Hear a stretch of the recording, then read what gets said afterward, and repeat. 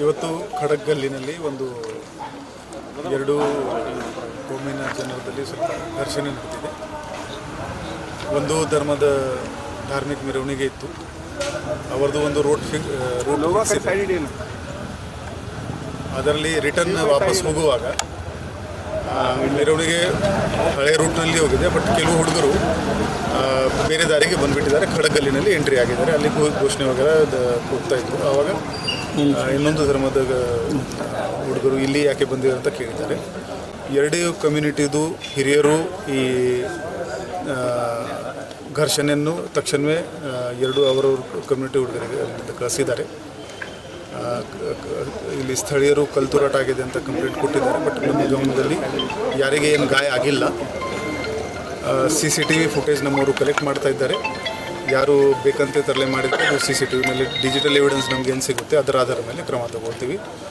Police presence ನಾವಿಲ್ಲಿ ಸಾಕಷ್ಟು ಹಾಕಿದ್ದೀವಿ. ಯಾವುದೇ ಅಹಿತಕರ ಘಟನೆ ಆಗೋಕ್ಕೆ ನಾವು ಬಿಡಲ್ಲ.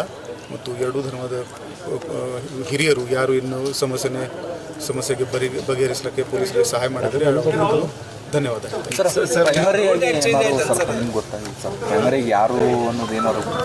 ಅದು ಈಗ CCTV ಫುಟೇಜ್ ತಗೋತಾ ಇದ್ದಾರೆ ನಮ್ಮವರು. ಅದರಿಂದ ಗೊತ್ತಾಗ್ತದೆ. ನಾವು ಕಂಪ್ಲೇಂಟ್ ತಗೋತಾ ಇದ್ದೀವಿ. ಅದರ ಮೇಲೆ ಎವಿಡೆನ್ಸ್ ಆಧಾರದ ಮೇಲೆ ನಾವು ಯಾರು ಮಾಡಿದ್ದಾರೆ ತಪ್ಪು ಅವ್ರ ಮೇಲೆ ಯಾರಿಗೆ ಏನು ಗಾಯ ಆಗಿಲ್ಲ. ಇದರಲ್ಲಿ ಏನು ಘಟನೆ ಕೂಡ ಆಗಿಲ್ಲ. ಎರಡೂ ಕೋಮಿನ ಹಿರಿಯರು ಬಹಳ ದೊಡ್ಡ ರೋಲ್ ಇಲ್ಲಿ ಬಳಸಿದ್ದಾರೆ. ಈ ಯಂಗ್ ಹುಡುಗರು ಇರ್ತಾರೆ, ಅವರಿಂದ ಈ ಘಟನೆ ಆಗಿದೆ. ಅವ್ರಿಗೆ ಕೂಡ ನಾವು ಅವ್ರ ಮೇಲೆ ಕಾನೂನಿರುತ್ತೆ ಕ್ರಮ. ಒಂದಿಷ್ಟು ಕಾಂಟ್ರವರ್ಸಿ ಘೋಷಣೆಗಳು ಹಾಕಿದ್ದಾರೆ. ನಾರಂಗೆ ನಾವು ಅದು CCTVನಲ್ಲಿ ಏನು ಕೈಯಲ್ಲಿ ವೆಪನ್ ತಲವಾರು ಹಿಡ್ಕೊಂಡು ಬಂದಿದ್ದರು. ನಾವು ಇನ್ನೂವರೆಗೆ ಏನು ಒಂದೆರಡು ಮೊಬೈಲೆಲ್ಲ ತೋರಿಸಿದ್ದಾರೆ. ಅದರಲ್ಲಿ ತಲವಾರು ನಮಗೆ ಕಂಡು ಬಂದಿಲ್ಲ. ಲಾಠಿ ಕಂಡು ಬಂದಿದೆ.